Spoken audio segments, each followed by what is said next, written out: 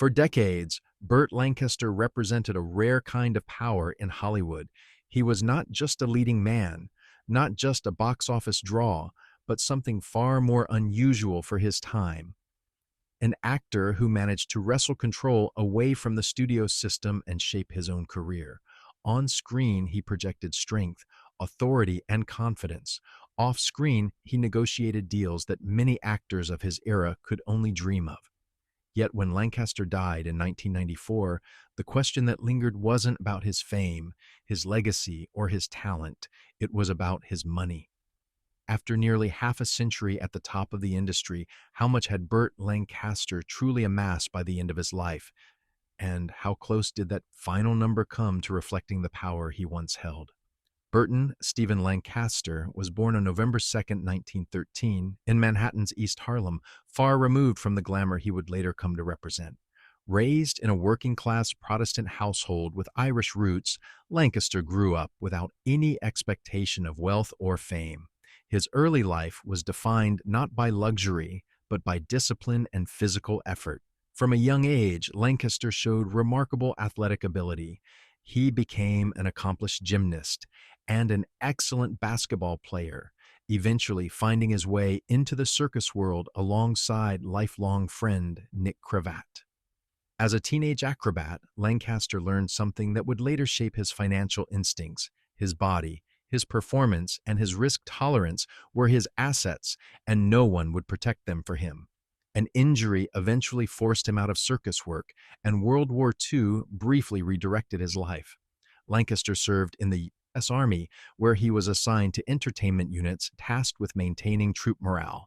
When the war ended, he returned home with no formal acting background, no studio connections, and no financial safety net.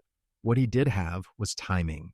Lancaster was already in his early 30s when he stepped onto a Broadway stage, an age considered late for someone hoping to break into Hollywood, but his physical presence and natural authority caught attention quickly.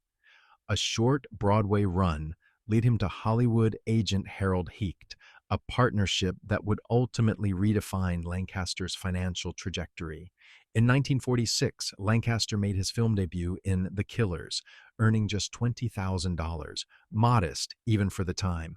Adjusted for inflation, that paycheck would be worth roughly $265,000 today. The film was a critical success, and Lancaster immediately stood out. Within a year, his salary more than doubled to $45,000 for Brute Force, followed by $50,000 for All My Sons. But more important than the rising paychecks was what Lancaster learned early on. Studio contracts were designed to generate wealth for the studios, not the stars. Many of his peers accepted long-term contracts that locked them into fixed salaries, while studios reaped enormous profits. Lancaster chose a different path. By the late 1940s, Lancaster and Hecht took a step that few actors of the era dared to attempt. They formed their own production company. First, Norma Productions, later renamed Hecht Hill Lancaster. At a time when studios tightly controlled both talent and content, this move was revolutionary. Instead of simply collecting acting fees, Lancaster now shared in profits, controlled creative decisions, and negotiated distribution deals on his own terms. Throughout the 1950s, Hecht Hill Lancaster produced a string of critically acclaimed and commercially successful films, including Trapeze, Sweet Smell of Success, and Separate Tables. This was the era when Lancaster's earning power quietly shifted from high salary to true wealth generation. While many stars were earning more per picture, Lancaster was earning less per project but retaining ownership, a long-term strategy that mirrored modern Hollywood deals decades before they became common. By the time From Here to Eternity arrived in 1953, Lancaster's salary reached $120,000, equivalent to roughly $1.2 million today.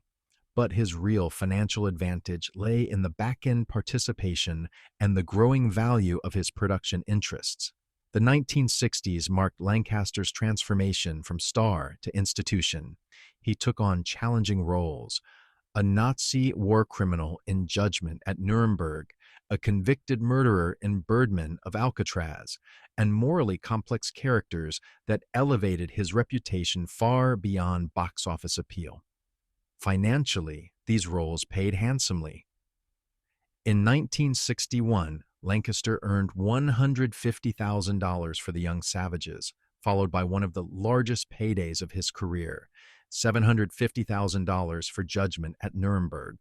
Adjusted for inflation, that single paycheck equates to more than $6 million today.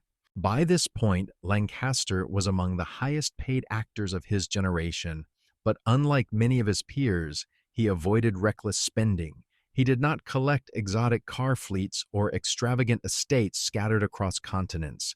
His lifestyle remained comparatively restrained, focused on real estate and long-term stability rather than spectacle. This restraint would matter later. In 1970, Lancaster accepted a role in Airport, a disaster film he famously dismissed as a piece of junk. Artistically, it was beneath him.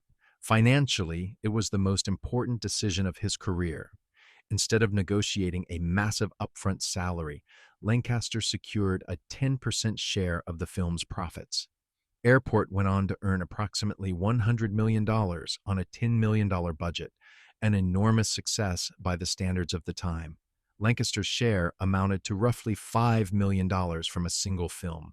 Adjusted for inflation, that one deal alone would be worth close to $30 million today. It was a payday that eclipsed decades of traditional salaries and validated everything Lancaster had believed about ownership, leverage, and back-end participation. Yet it also represented something else, an anomaly. Deals like Airport were rare, and Lancaster would never replicate that level of profit participation again. By the late 1970s and early 1980s, Lancaster's output slowed. While films like Atlantic City revitalized his critical reputation, the massive paydays of earlier decades became less frequent. His final major role came in Field of Dreams in 1989, after which his health declined rapidly. A stroke in 1990 left him partially paralyzed, effectively ending his acting career. 4 years later, in October 1994, Lancaster died of a heart attack at age 80. By that time, his income streams had narrowed. There were no massive residual pipelines like those enjoyed by modern stars, and the value of older film libraries remained largely in studio hands. What Lancaster retained instead were tangible assets, real estate, accumulated savings, and the financial residue of decades of disciplined earnings. The final accounting: what Burt Lancaster was really worth. When Burt Lancaster died in 1994, his estimated net worth stood at approximately $60 million. That figure reflected decades of high-level salaries, profits from Hecht Hill Lancaster Productions, the extraordinary Airport windfall, multiple high-value real estate holdings.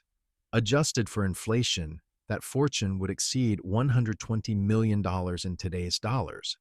For an actor who began his career earning $20,000 per film and came of age under one of Hollywood's most exploitative systems, Lancaster's final wealth was extraordinary, though still far below what his modern equivalent might command. Yet Lancaster's story isn't one of excess or collapse. It is the story of a man who understood power, ownership, and restraint at a time when few actors did. He didn't die broke. He didn't die ruined. He died having beaten a system that was designed to prevent exactly that outcome. And in old Hollywood, that may be the rarest success of all.